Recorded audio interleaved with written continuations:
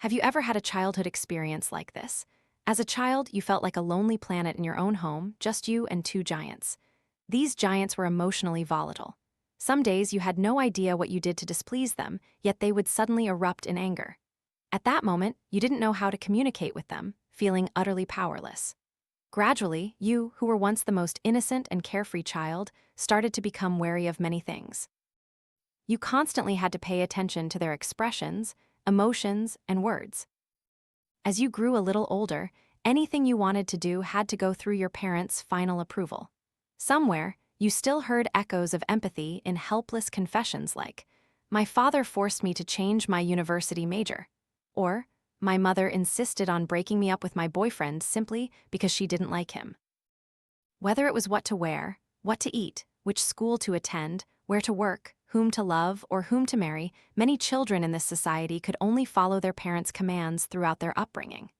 Your life was then filled with resentment, indignation, anger, and suffocation.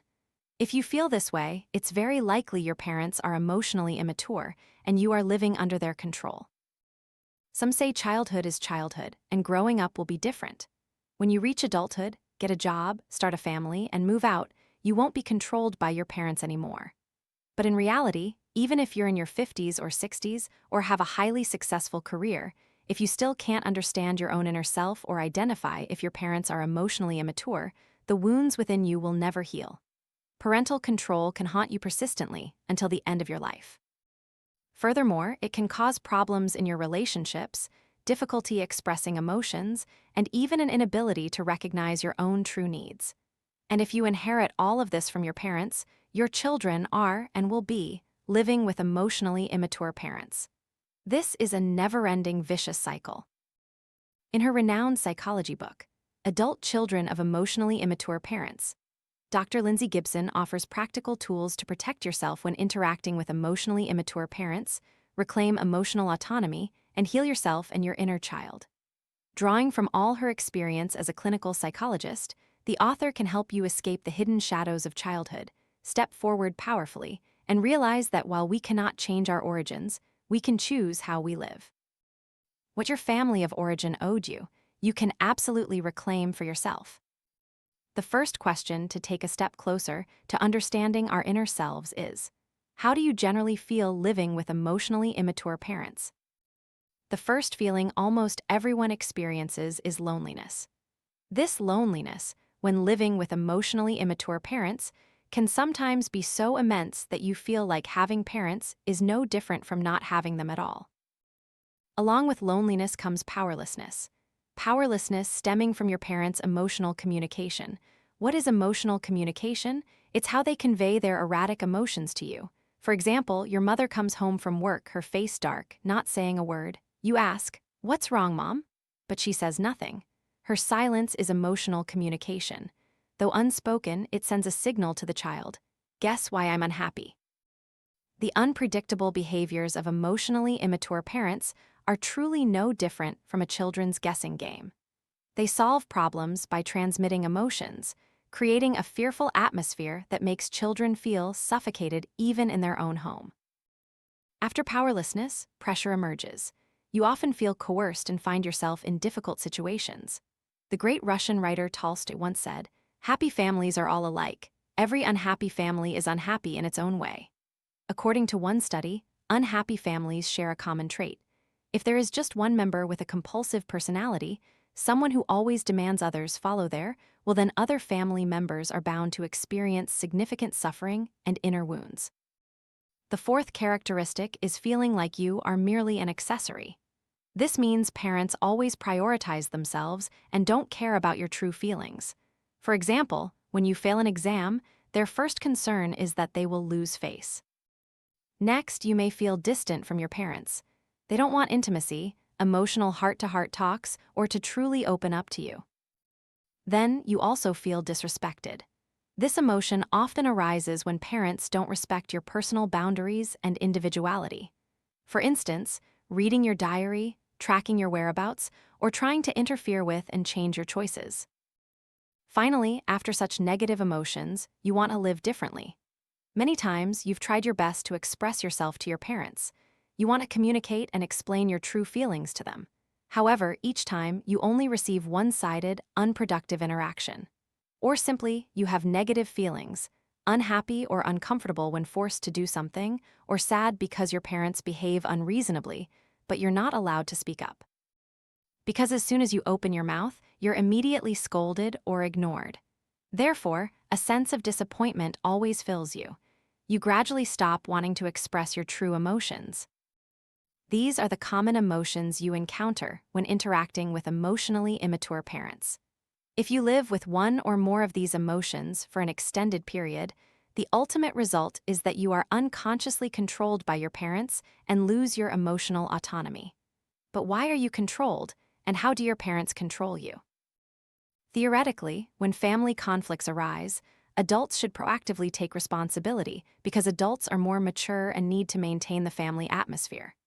But in reality, living in the home of emotionally immature parents means children often have to play the role of adults, taking responsibility for mediation. However, as just a child, your only way to mediate is to obey, comply, and please your parents. Or when conflict occurs, you must apologize first and make amends before the tension gradually improves. In this way, children gradually lose emotional mastery and spiritual freedom. We need to understand that the tool of control here is emotion. Emotion is a double-edged sword. If the emotion is joy, you will consider it a gift, a special favor, and be very grateful. But if the emotion is suffering, you will feel punished, deprived. These negative emotions, when you constantly interact with emotionally immature parents from childhood, repeat over and over again. Because of this, you become extremely sensitive and react strongly to emotions. An excessive word or an unreasonable action from them can make you anxious, scared, or deeply sorrowful for a long time.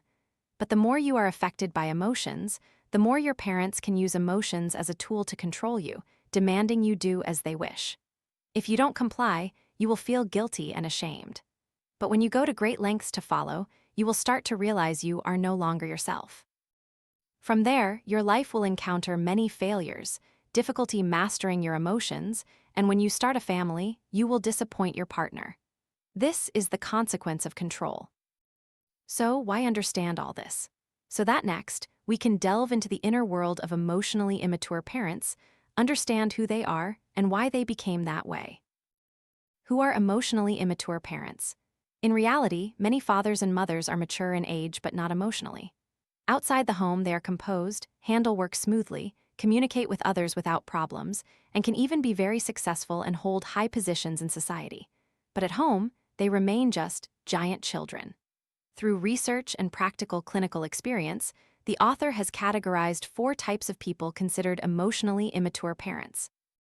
The first type is the *** emotionally volatile type ***. These are people who often lose emotional control. They are easily hurt and overreact to everything. In a short period, their attitude can change from being extremely caring to utterly indifferent. One moment they were happy, the next they are furious. Because of such emotional fluctuations, they become unpredictable and create great pressure in the family. Additionally, they are easily agitated, and when that happens, the whole family feels compelled to comfort them. The second type is the **active-driven type ***. These parents are proactive and active. On the surface, they might seem very normal because they always try to care for and invest in their children. However, deep down, their overly active involvement in their children's lives leads to a lack of empathy. Parents of this type often force their children to behave in the way they deem most appropriate. They tend to be authoritarian, interfering in all their children's affairs, setting high expectations, and can be very strict and demanding. Active parents are also often very busy trying to meet their personal needs. They will do anything to nurture exceptional and successful children. As a result, they often feel frustrated and exhausted, both physically and mentally. Parents of this type don't care if their children actually feel happy or enjoy something. They usually measure everything by goals. For example, what achievements their child obtains, how many hours they must study a day, how many advanced classes they must attend, etc. In reality, if parents always talk to their children through goals, it is extremely cruel. Think about it. If you came home from work and your child asked, "Dad, what's your KPI this month? Mom, what's your rank in the company? How much is your year-end bonus?" you probably wouldn't want to come home at all. But tragically, many parents always treat their children by such standards. The third type is the asterisk passive type asterisk. These parents avoid all forms of conflict and tension. While this might make it easier for them and their children to coexist, it also means they constantly make their children feel distant. They are not willing to have honest conversations with their children, don't proactively talk about their feelings, share emotions, or stand up to defend themselves or their children when necessary. Finally, there is the asterisk dismissive type asterisk of parent. These are parents who crave to be alone. They spend very little time with their children. Their interactions with the family usually occur when something important and serious needs attention. They also lack patience and are not interested in the needs of others. Most of the time, they communicate with their children by giving orders, getting angry, or isolating them. Children of these parents often feel uncomfortable and think they are unimportant to their parents. I wonder how many of you listening have grown up in such circumstances. Perhaps your eyes have welled up many times, or perhaps you are so accustomed to long-standing wounds that they've become a scar. Or perhaps you yourself don't even know if you've truly matured in raising your own children. Today, our exploration of parental immaturity is not to blame anyone, but simply to understand our parents' inner selves and our own. After considering the 4 classifications above, we will continue to explore the root causes of why so many parents live to be 40, even 60 or 70 years old, yet still refuse to mature. What leads to parents' emotional immaturity? Research shows that a child gradually matures when they receive genuine attention and love from their parents. However, for emotionally immature parents, they have passed that stage, and in reality, they are still just children craving attention. So the crucial reason here is that history has repeated itself. Emotionally immature parents often had emotionally immature parents themselves. When they were children, they too were hurt and emotionally deprived. Many of their strong emotions may have been suppressed. They couldn't explore or express their thoughts and feelings to develop healthy emotional connections, leading to limited self-management abilities and difficulty connecting emotionally with others when they grew up. In reality, no matter how rigid the giant children in your house appear on the outside, they are just as vulnerable on the inside.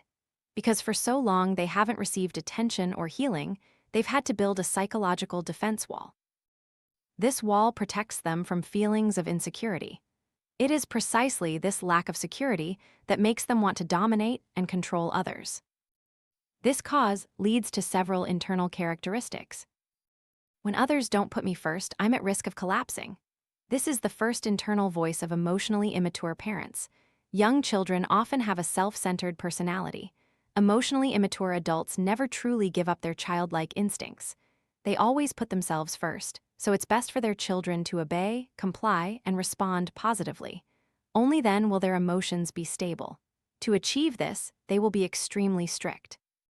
To prevent their self-protective wall from collapsing, they must set boundaries by clearly differentiating roles. You'll notice that some people who came from poverty, worked hard, and became prosperous once they hired domestic help treat them very harshly, distinguishing clearly between superior and subordinate. Why? Because they believe, I hired this person with money, so I have the right. This is defining people by their roles. Similarly, if parents define people within a family by different roles, what responsibilities children have, how the eldest sibling or second sibling should act, what the youngest must do, each role becomes an undercurrent that makes everyone in the family feel unfairness and distance. Conversely, at another extreme, some parents protect their defense wall by doing the opposite of strictness, indifference. These people are sensitive, unable to control their emotions, or afraid to express affection. Both extremes can lead to psychological illnesses such as depression, narcissistic personality disorder, bipolar disorder, etc. Next, after putting themselves first, the natural next internal statement will be, I am always right. Emotionally immature parents lack the ability for self-reflection. That is, they cannot admit their mistakes. Because they believe that admitting fault means their defense wall will collapse, they cannot be wrong. This type of parent is like children with a distorted view of the world. Once they form an opinion, they cannot change their minds. They can become extremely dogmatic when challenged. A person without self-reflection also cannot endure external pressure. They must immediately vent upon returning home, so they become easily irritable with family members. Especially those with high education but internal immaturity, their walls are even thicker and taller. The author says that a person's intelligence may not extend to the emotional world, meaning some people are highly accomplished in their work and solve all external social problems very well, but their inner emotional world is empty. Such people find it even harder to self-reflect in their parenting. This is also the root cause and the internal characteristics of the 4 types of emotionally immature parents. So now, facing this rigid wall, what must children do to heal and rescue themselves? The author points out that to free yourself from the control of emotionally immature parents, the core method is to establish boundaries. Many mistakenly believe that setting boundaries to avoid hurt means cutting off sensitivity to emotions towards parents. For example, parents yell and scold, "It's okay. To protect myself, I'll close my heart, numb my emotions." Or some leave home, live alone, and ignore their parents.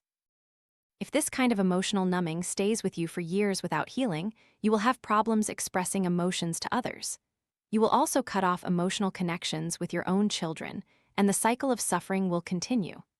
Setting boundaries is not about separating yourself from your inner world, nor is it about running away from conflict. Rather, it is about being able to stand at a safe distance, directly confront, clearly recognize the problem, and have a better way to handle it. This is also the first step for us to establish boundaries. Children who grow up with emotionally immature parents often live with resentment and feel unloved, wondering, "Why do my parents treat me this way?" But now, with the awareness to set boundaries, you will understand that, in fact, your parents are also incapable of expressing love. It's very likely because your parents are also emotionally immature. Now you understand why they are the way they are and know that it has nothing to do with you. You did nothing wrong. Recognizing the problem and immediately stopping the internal battle that drains your spirit is the crucial first step. Next, you need to stop overreacting to your parents' immature behaviors. For example, your father gets angry and smashes a bowl in front of you. If you haven't escaped his shadow, you will surely jump, your whole body tense. At this point, some will apologize and submit, while others will confront by arguing back or immediately leaving. But both of these ways prove that you are still too affected by your parents' immature behaviors. So the best way is to stop for a minute, quietly clean up, then calmly talk to your father. In reality, this method is easy to say but very difficult to implement because your body's reactions cannot lie. You will be startled, suddenly fall into a state of anxiety, and then lose control. Therefore, you need to give yourself many opportunities to practice and adapt gradually. Finally, learn to smile and face everything. The third, incredibly important tool for building boundaries is learning to refuse the unreasonable demands of emotionally immature parents. Living under the coercion and demands of emotionally immature parents, the hardest thing for you is always saying, no. It's very difficult for you to say this word because you are afraid that if you refuse, you will feel guilty. You fear their anger, you fear their criticism, you fear their punishment, you fear unforeseen consequences, and so on. Pay attention to the word fear being repeated here because it is a deep-seated obsession within you. But now you need to confront it directly. If you are constantly afraid, it means you truly don't want yourself to mature. Once you are afraid, you will continue to fall into the cycle of being controlled. So, to refuse rationally, you need to cultivate critical thinking. In many books, I continuously emphasize critical thinking. Believe that critical thinking is a vital tool in your life. We often talk about being afraid of being brainwashed, but being brainwashed by others is not as dangerous as brainwashing yourself. For example, your parents ask you to pay off all their debts, while your own life is extremely difficult. If you don't use critical thinking to interact, you will believe that as a child, it is naturally your duty to pay all your parents' debts. But thinking in such a one-sided way is brainwashing yourself. In this case, if you proactively stand fearless before them and use critical thinking to solve the problem, you will learn to ask yourself, beyond what they say to you, what is the truth? What other evidence can verify whether these things are true or false? After that, you must assess how severe the crisis your parents are causing is. Is this an emergency situation? Is their demand the best solution to solve the problem? When they calm down, can they solve the problem themselves? Is this problem really your responsibility?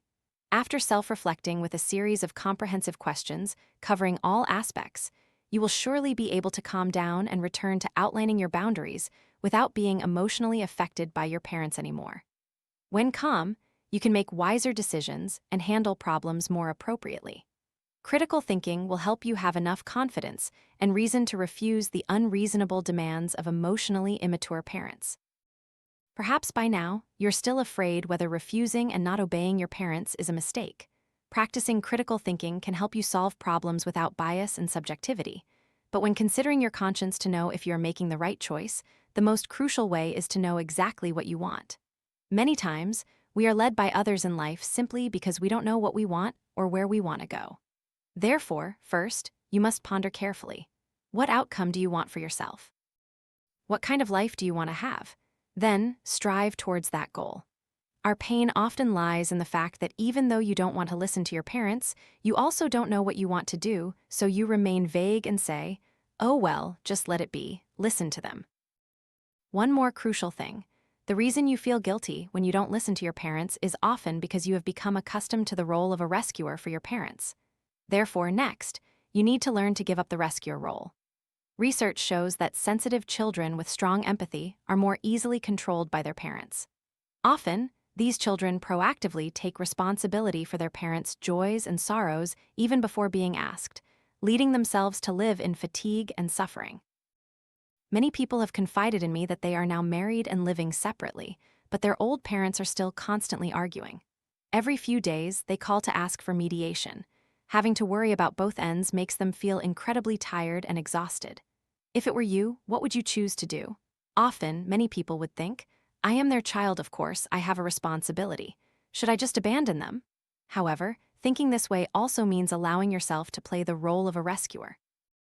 In reality, your parents are adults, so they need to take responsibility for their own behavior. If you interfere with their lessons, they will never be able to mature. And when you are used to the rescuer role, they will love for you to continue playing this role. Initially, there might not be much going on to get your attention, but now that you can get involved, they feel great about having found this opportunity. Therefore, their conflicts will only increase. Thus, you need to abandon this dependent relationship, and from now on, focus more on yourself, explore your values and strengths. Tell yourself that everyone has their own destiny. Your parents' lives don't need you to rescue them. Another useful tool is to avoid conflict, choosing a more subtle approach when interacting with emotionally immature parents. As mentioned, emotionally immature parents are often self-centered, trying to use emotions to coerce their children. If children refuse and don't meet their demands, they will become angry and irrational. So, instead of refusing and directly confronting them, try to avoid it. Sometimes, just smiling, finding another way to minimize conflict, and being more subtle is by learning to empathize with their feelings. We don't agree with what they do, but we can empathize with their emotions. For example, you say, "Mom, I know you're very angry," or "Dad, I know you're really worried about me," and so on. This is compromise and mutual care between family members. You are also showing them what mature behavior looks like, so this is a very effective method. Another way is imagination. For example, you come home and your mother suddenly gets angry and scolds you for no reason, or she constantly complains and blames you for everything. At this moment, you can apply the imagination technique. Imagine her voice quacking like a duck. You will feel that her words are no longer so serious. Or, if you can't stand it, go outside for a walk or a run. All these actions are about creating space for yourself. This is also a self-protection method, and sometimes you need to bravely stop them. For example, when being hit or insulted, you need to find a way to stop it. This is your right as an adult. Finally, an important tool to escape control is to proactively eliminate negative perceptions. To easily make their children obey, emotionally immature parents often use words of criticism, blame, or negation, such as, "If you don't listen to your father, you'll only hurt yourself." "Your mother sacrificed her whole life for you. Why are you like this?" "That's your younger sibling. How can you be so irresponsible as an older sibling?" Don't let these kinds of words disorient you. Also, don't use them to label yourself negatively. Instead, remind yourself, "I did nothing wrong. I tried my best. Even if I stumble, it's part of growth." Many self-affirmations and self-encouragements will help you gain more confidence and courage, no longer allowing others to judge or define you. And if every day you slowly practice the tools above, they will gradually help you clearly define your boundaries. When you have your own space, you can more easily recognize yourself and live authentically. But ultimately, for everything, instead of endlessly struggling with wounds from emotionally immature parents, instead of focusing on them, the best way is to shift your focus to improving yourself. Dedicate yourself to tasks that help you become confident and create more value for society. But to develop yourself holistically, one essential thing is to turn inwards. You need to maintain a connection with your inner self and accept yourself unconditionally. Everyone makes mistakes. You can also make mistakes, but you cannot hate or reject yourself. Only by accepting yourself can you accept the outside world, accept others, and furthermore, you need to accept the past and look towards the future. This statement is very important. Don't finish this book and then go home to argue and reason with your parents, disrespecting them because you now know they are giant children, and thinking how unlucky you are. Accepting the past means you consider what happened in the past to be the most reasonable thing in your life. Your parents also did their best within their awareness. At the very least, they gave you the opportunity to live and be healthy until now. And because you don't know what they had to go through or how they felt in their childhood, blaming and complaining will only make you more immature. You need to mature, learn to accept them, understand them, love them, and thank them. Accepting the past and looking towards the future means we grow together, mature together. If parents cannot change, at least you have matured. When you mature, the sky, the air, and the sunshine that spread through your life will also be different. They will be warmer and more radiant, spreading all around. Remember that when you change, the world changes. When you mature, your parents will also mature. Finally, this book lists a list of basic rights of adult children. I find it very helpful, and it can help you protect yourself reasonably and effectively. As a grown child, what basic rights do you have? First, the right to set boundaries. You need to be conscious of learning to establish your own boundaries, as suggested by this book. Second, the right not to be emotionally threatened. Parents can ask me to do things, but they cannot threaten me. If threatened, you can choose not to listen. Third, the right to emotional autonomy and spiritual freedom. You have the freedom to express your emotions and spirit. If parents conclude that your feelings are wrong or your choices are inferior, those are infringements on your autonomy. Fourth, the right to choose relationships. You can choose whom to befriend or live with and whom not to live with.